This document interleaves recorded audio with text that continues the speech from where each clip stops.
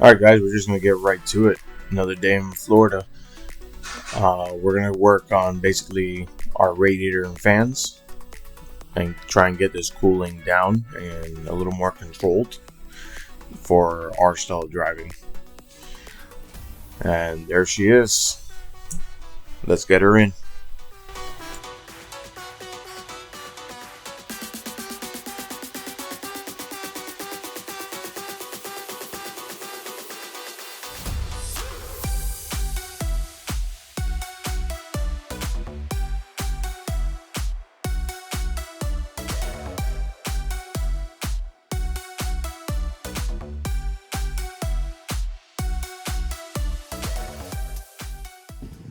So we gotta drain the fluid. We gotta take this cover off, take the intake off. Basically, we should be able to take the fan and radiator out once we disconnect all the hoses. The cool thing about the new one is obviously capacity. We should get more cooling, but I opted for the oil cooler built in. So we gotta go to the oil filter, add this bypass, comes with the lines, AM fittings, everything. So we should have lower oil temps and cooler temps. The track spec, dual pass radiator.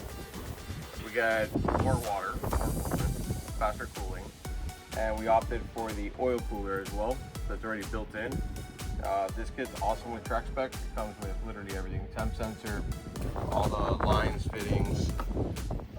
Then we went ahead and got the Witz fan shroud and the spall fans. So those should come on much quicker, much better, more airflow. So let's just see how this goes. Should be simple. We gotta drain the fluids, take off this cover, intake, and if we unplug the fans, in theory we should just be able to pull her out, put the new one in once we put it together, and then start doing all the oil fittings and lines.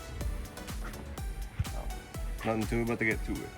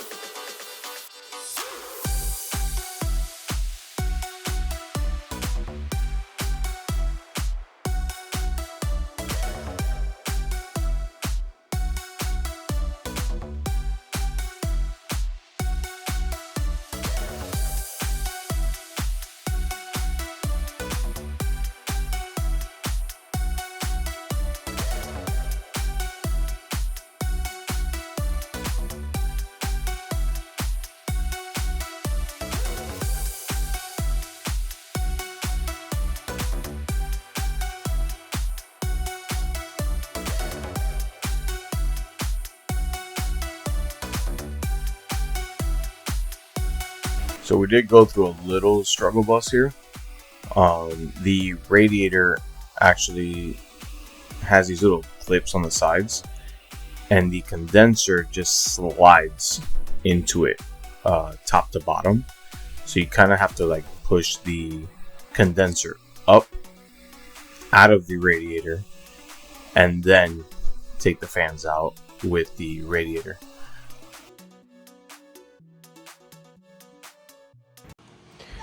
Alright, old setup out. You can see the factory fans. Then you got the 1-inch radiator. Now we got our 2.5 full aluminum radiator with the oil cooler, spall fans, everything installed. Go ahead and put this bad boy in. Kind of like that these are a lot longer, because man, it's super tight under there. This will work out better. Well, let me tell you guys, great success. Bro, the install for the radiator and the fans were just so much better than the factory coming out. The actual oil cooler, clutch. The lines were perfect. They fit perfect. It was super clean. We usually run 7 quarts of oil instead of 6.5, and we just added an 1/8. Levels are perfect, and not just that, but I mean, oil pressure is perfect, temperature is perfect. As a matter of fact, the oil is lower than the coolant, which usually does not happen. But man, she's running good. She's cooling on her own. I still have a trigger on the fans for the high. We couldn't even get the high to trigger of how well it's doing. So can't wait to put it on the track. Track day's on the 5th. Just autocross, just to see what it does, and then after that we can really test the cooling system when we go to race week or sick week here in Florida. So we'll get back to you on the track day and see how she behaves, especially now that we did the cooling plus the sway bars and the tunnel plate. So a lot of changes have happened between the two track days. We'll see what the difference is. All right, later, we out. What's up, guys? Different day, and we got a little surprise. My brother came through with a nice little gift for us. We definitely got to put it on before track day. Check it out. All right, so here it is. Energy quick release and a nice MPI steering wheel. But it's not just any steering wheel. It's a specific one I've been wanting for quite some time, and I think it fits the bill. We can take a look at it. Never mind. I'd rather you see it on there. I just want to see it on there too. My boy Ed convinced me we have to have it before our next run. So guess what? She's going in. Out with the old. Let's get rid of this thing. Let's get something a little more fun.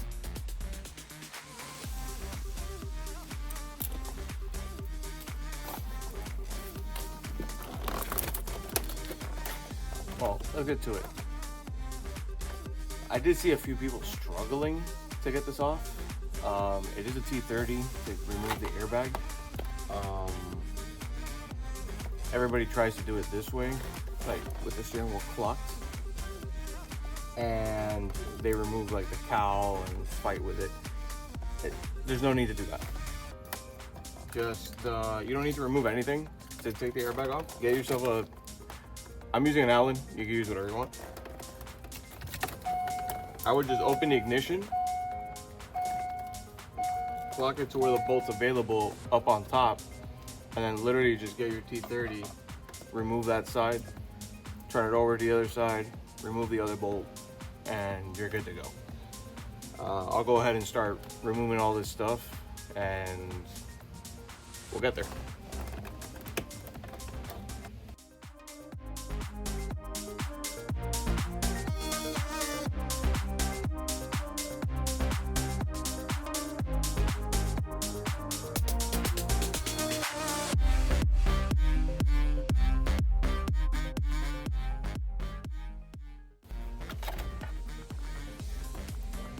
There you go. So I'm not worried about the steering wheel being clocked straight when I'm removing the airbag, because it really has nothing to do with it. But when you're actually going to replace the steering wheel, then obviously, you know,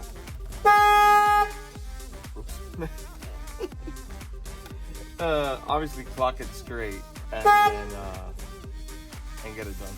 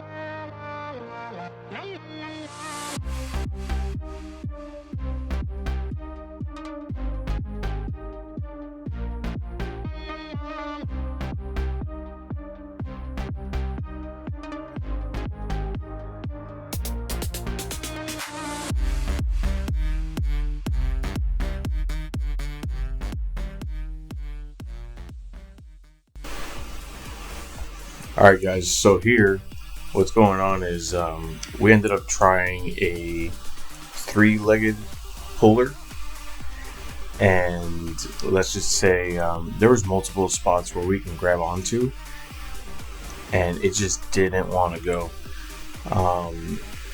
The steering wheel at this point was really tight in there.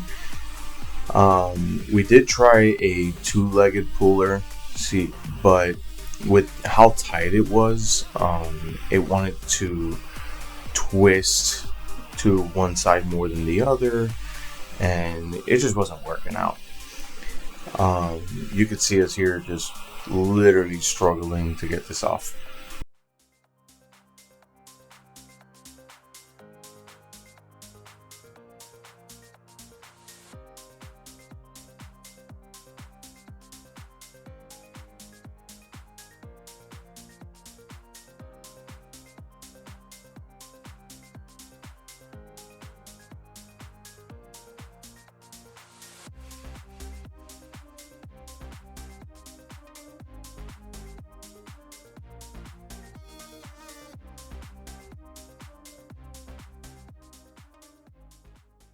So after struggling for a while, I did give in and get the GM puller.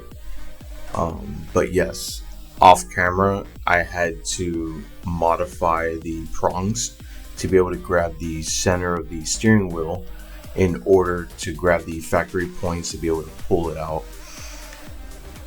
But by myself, I mean, I was cranking on it as much as I could, and it just didn't want to go. Just really didn't want to go.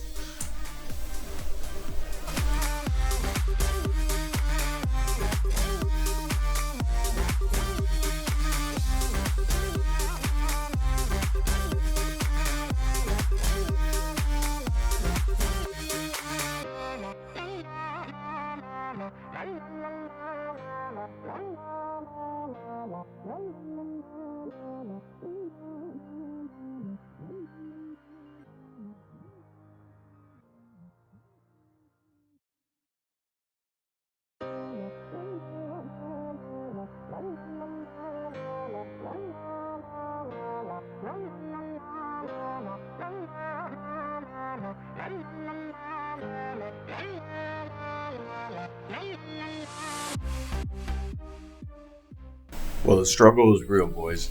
The hammer came out, we're beating on it, trying to keep it all nice and straight. Danny's like, what can we do? And there's a nice shot of Danny. Welcome to the channel. Oh, I had him come around and just give me a hand. Danny's a big boy, so he's got some strength. So look, with him cranking on it, me pulling it, and just trying to keep everything straight, the main issue we were dealing with is it's on there so tight that we got to keep the tool, the puller, straight while someone else cranks on it and it just, wait for it to pop out. Clearly that wasn't happening. No matter what it is that we tried to support it so it doesn't move, it just wants to twist.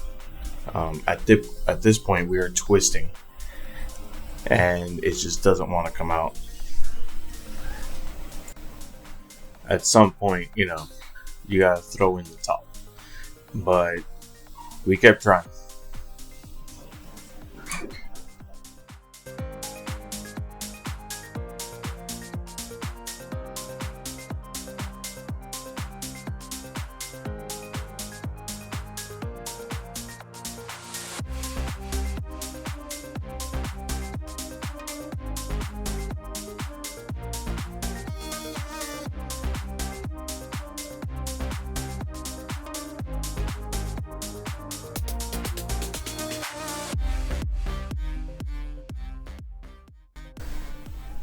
Clearly, at this point, I'm starting to lose it. I mean, it didn't matter what I did. Started beating on it, started doing whatever I could to see if it'll just go. It didn't. Let's just say it.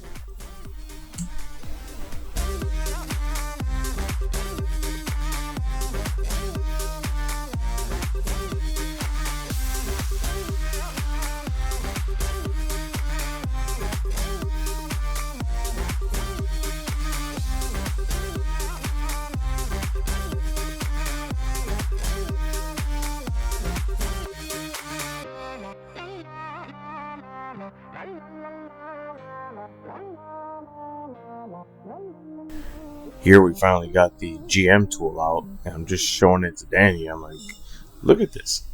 It was literally twisting the rods. That's the amount of force that we were putting down on it, that it was literally twisting the tool. And each arm was just unusable anymore.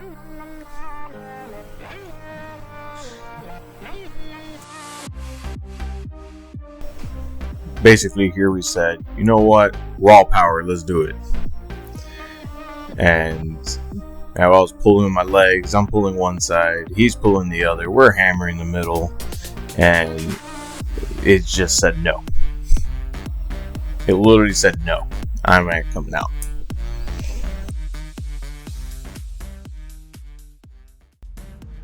Let's just say things got a little carried away.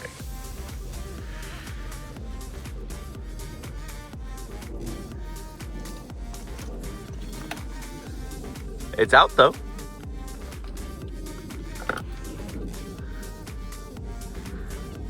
Yeah. We tried every single puller known to man. We tried 3 grown-ass guys. Hammers, sludge hammers. The proper tool is right over here. And let's just say it didn't want to come out. And now, well, well,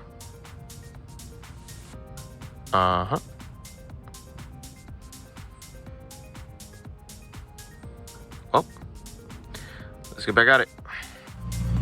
Alright, didn't show it to you before, but energy is in. And here she is.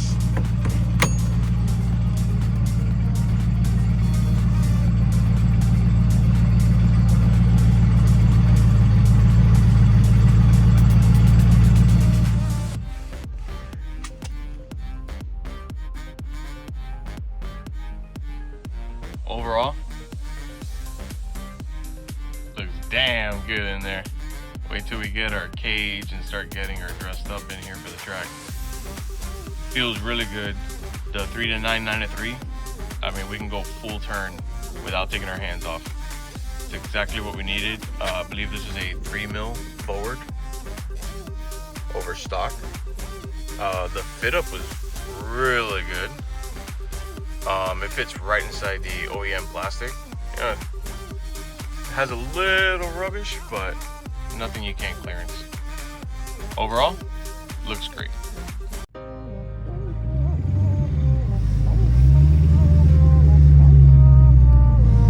Alright, let's take it for a little test rip. So far, oh wow, that shit's